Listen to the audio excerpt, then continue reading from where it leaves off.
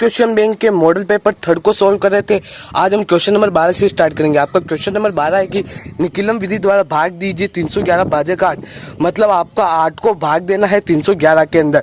तो कौन सी विधि है? निकिलम विधि। तो निकिलम विधि से भाग देने के लिए आपको 3 बॉक्स बनाने होंगे। ये पहला बॉक्स, ये दूसरा बॉक्स और ये तीसरा बॉक्स, फर्स्ट सेकंड थर्ड। अब आपको क्या 8 है तो आपको सबसे पहले क्या मानना होगा? आधार। तो 8 किसके निकट है? पास में 10 के, तो आधार होगा हमारा 10। फिर आता है विचलन।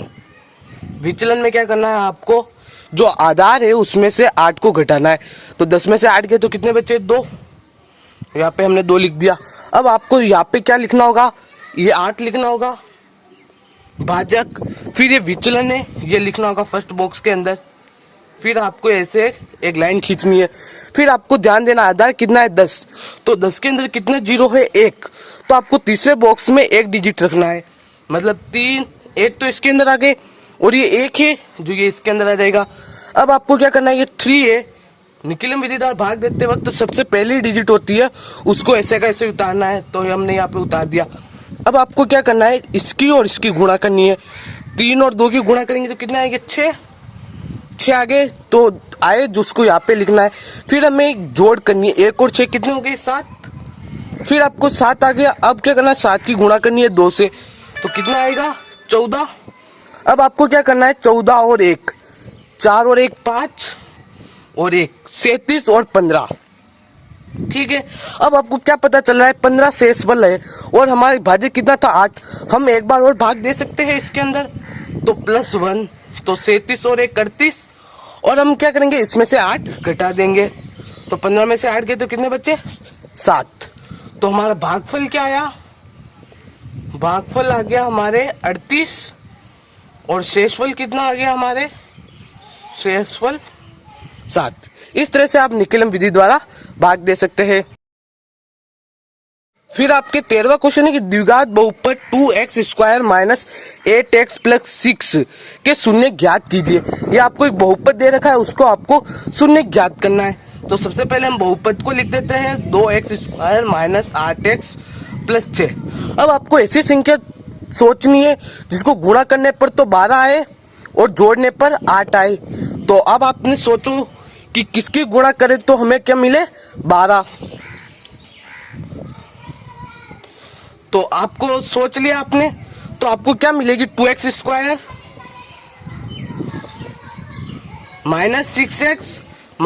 2x + 6। अब आपको ध्यान देना है -6x और -2x इन दोनों को जोड़ेंगे तो माइनस के 8x आ रहे हैं और इन दोनों की गुणा करेंगे तो भी हमारे पास प्लस के 12x आ रहे हैं। मतलब हमने इनके टुकड़े सही किए। अब आपको क्या करना है? 2 का ग्रुप बनाना है। ये ग्रुप बना लिया। अब आपको 2x² - 6x में क्या कॉमन दिख रहा है?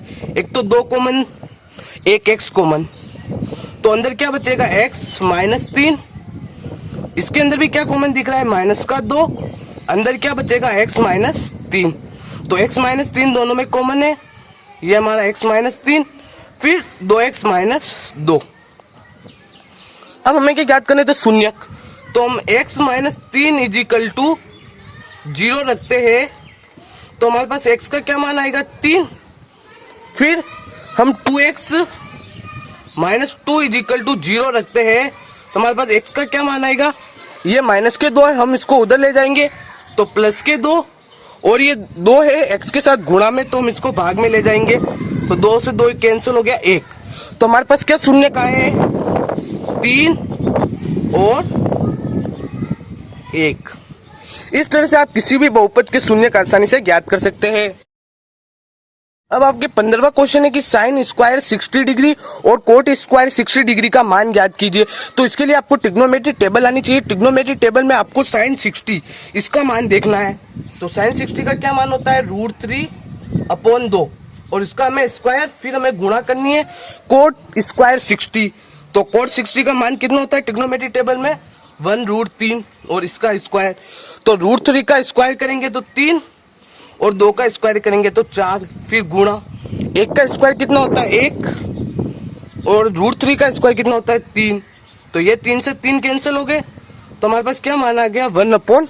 4। साइन स्क्वायर 60 डिग्री और कोट स्क्वायर 60 डिग्री का मान कितना होगा 1/4।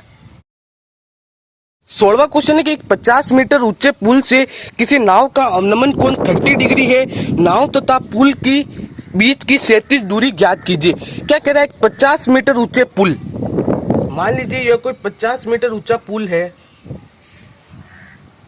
पुल से नाव का अवनमन कोण, यहाँ पे कोई नाव है, उसका क्या बन रहा है अवनमन कोण। तो अवनमन कोण किसे बोलते हैं, ये हमारी दृष्टि रेखा और ये क्षैतिज रेखा, इन दोनों के मध्य जो कोण बनता है उसे हम अवनमन कोण बोलते हैं। तो ये कितना देर का है हमें 30 डिग्री। तो हमें नाव और पुल की क्षैतिज दूरी, मतलब यहाँ से यहाँ तक की हमें दूरी ज्ञात करनी है। तो हम इसे सबसे पहले नाम दे देते हैं त्रिभुज को ABC और इसको दे देते हैं यहाँ पे D। तो अब आपको क्या लिखना होगा, कोण DAC इजिकल टू कोण ACB, एकांतर कोण, एकांतर कोण। कोण DAC है जो कोण ACB के बराबर होगा, क्योंकि ये एक एकांतर कोण है। अब हमारे पास समकोण त्रिभुज है ये, और इसमें लंब भी है और ये हमारा आधार है। मान ला BC इजिकल टू X। अब लंब आ गया, आधार आ गया, तो लंब आधार आते ही आपको क्या याद आएगा कि tan थीटा में होता है लंब आधार। तो हमें सूत्र लगाना है tan थीटा इजिकल टू लंब और ये आधार। लंब क्या है हमारा AB, आधार क्या है BC। फिर थीटा की जगह कितना लिखना है tan 30 डिग्री। AB कितना है 50 और BC कितना है X।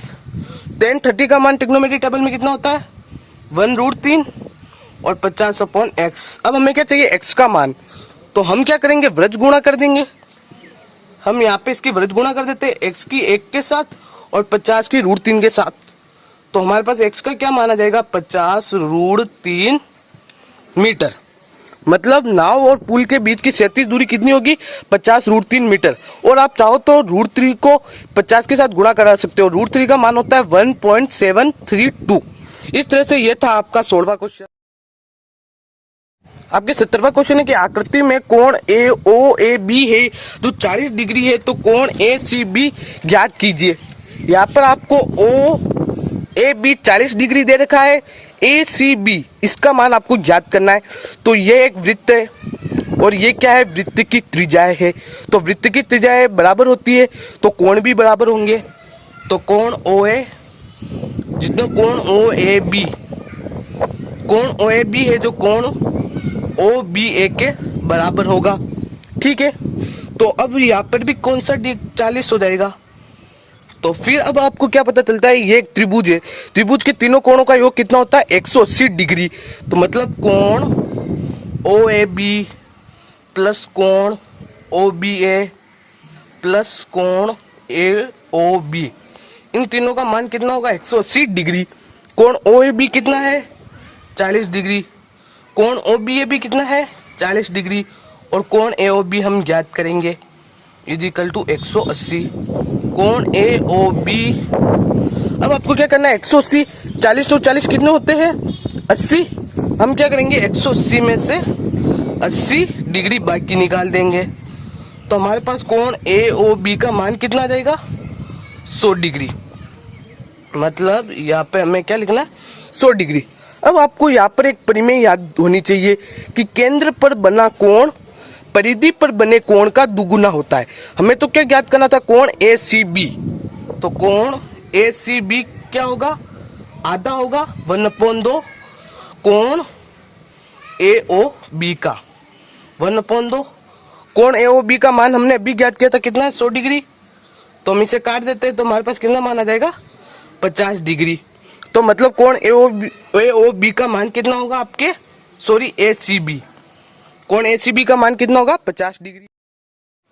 अब आपके 18वां क्वेश्चन है कि एक 2.7 सेंटीमीटर त्रिज्या के वृत्त की रचना कीजिए। इस वृत्त की परिधि पर स्थित किसी बिंदु P पर एक स्पर्श रेखा की रचना कीजिए। तो इसके लिए आपको क्या करना होगा, एक 2.7 सेंटीमीटर आपको पहले क्या करना है स्केल खोलनी है, फिर पेंसिल लेनी है और 2.7 ये आपने माप ले लिया। अब आपको क्या करना है, इसको यहाँ पर रखकर एक वृत्त की रचना करनी है।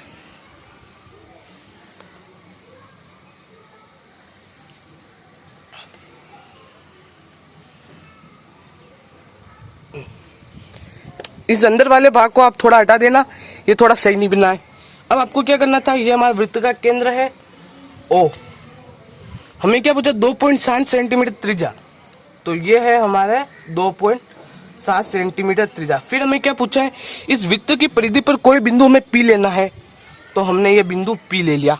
अब हमें क्या कहा है कि पी पर स्पर्श रेखा की रचना करनी है, तो स्पर्श रेखा की रचना करने के लिए आपको क्या करना होगा, 90 का कोण बनाना होगा। तो ये आपने पहले चाप काटा, ये आपके 60 का, ये आपके 120 डिग्री का। अब इन दोनों का वापिस आधा करना है, ये और ये। यार थोड़ा सही नहीं हुआ है। अब आपको क्या करना है, इसको इससे मिला देना है। ये हमारा एक 90 डिग्री का कोण भी बन गया और एक स्पर्श रेखा की रचना हो गई। आप थोड़ा सा ध्यान रखना है, ये वृत्त का चाप मैंने थोड़ा सही लिया है, पर ये थोड़ा अलग बन गया है और ये भी थोड़ा चाप में काटने में कठिनाई हुई है, इसलिए आपको ध्यान रखना है कि ऐसे आपको बनाना है। अब आपको क्या लिखनी है, इसकी रचना। आप रचना को ध्यान से सुनिएगा। सबसे पहले हमने 2.7 सेंटीमीटर त्रिज्या वाले एक वृत्त की रचना की। फिर हमने दूसरे पॉइंट में लिखना है कि वृत्त की परिधि पर कोई बिंदु हमने पी लिया। तीसरा पॉइंट लिखना है कि हमने बिंदु P पर 90 डिग्री का कोण बनाया। आप इसको नाम दे सकते हैं X और Y। एक्स वाई की रचना की, अतः एक्स वाई एक अभिष्ट स्पर्श रेखा। इस तरह से आप इस 18वें क्वेश्चन को भी आसानी से सॉल्व कर सकते हैं। 19वां क्वेश्चन है कि एक सीधे व 8 मीटर ऊंचे पोल पर यातायात नियंत्रण के लिए एक सीसीटीवी कैमरा लगा है, जो पोल के शीर्ष से 17 मीटर दूर दृष्टि रेखा तक यातायात देख सकता है। के चारों ओर ये कैमरा कितना क्षेत्रफल यातायात देख सकता है? क्या है, एक सीधे व 8 मीटर ऊंचे, ये हमारा एक सीधा व 8 मीटर ऊंचा कोई पोल है। क्या कह रहा है, पोल के शीर्ष पर आपको क्या करना होगा, ये पोल है, यहाँ पर आपको क्या करना है, एक सीसीटीवी कैमरा लगाना है। यहाँ पर आपको ऐसा एक सीसीटीवी कैमरा लगाना है जो पोल के शीर्ष से 17 मीटर दूर, तो ये आपके 17 मीटर दूर हो गया। यातायात देख सकते हो। आपको क्या करना है, इसके अंदर क्षेत्रफल ज्ञात करना है, यह का है ना, आपको क्षेत्रफल ज्ञात करना है। तो सबसे पहले तो आप इसे नाम दे दीजिए ABC। हम क्या लिखेंगे, समकोण त्रिभुज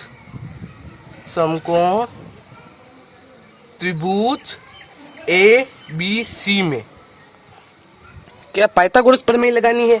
कर्ण स्क्वायर मतलब AC का स्क्वायर, कर्ण स्क्वायर आधार स्क्वायर, BC का स्क्वायर प्लस लंब स्क्वायर मतलब AB का स्क्वायर। AC का स्क्वायर मतलब 17 का स्क्वायर, BC तो हमें ज्ञात करना है, और AB कितना है 8।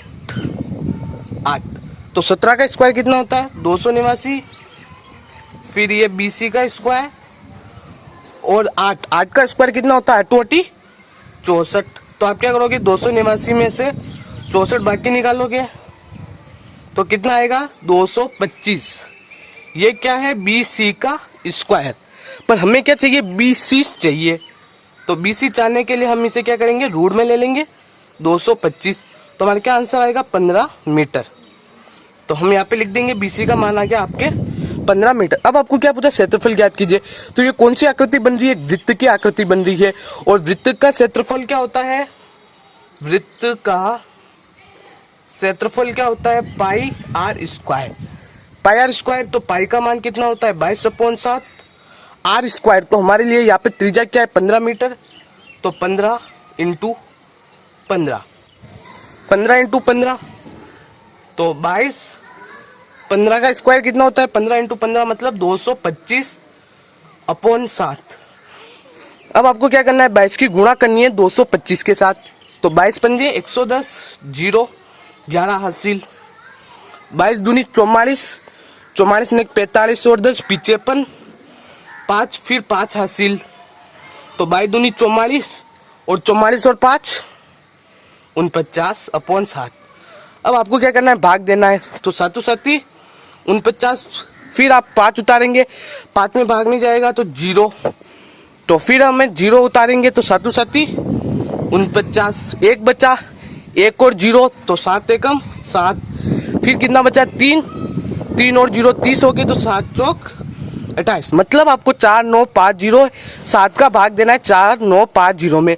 तो इसका क्या आंसर आएगा 707 707.14 मीटर स्क्वायर, क्योंकि हमें क्षेत्रफल पूछा था और क्षेत्रफल के अंदर आपको क्या लगाना होता है, स्क्वायर। इस तरह से यह था आपका 19वां क्वेश्चन। इस तरह से आज की इस वीडियो में हमने 19 क्वेश्चन को सॉल्व किया है। अगर आपको ये वीडियो पसंद आई है तो आप इस वीडियो को लाइक कीजिए, शेयर कीजिए और अभी तक चैनल को भी सब्सक्राइब नहीं किया तो चैनल को सब्सक्राइब करके बेल आइकन को प्रेस कर दीजिए।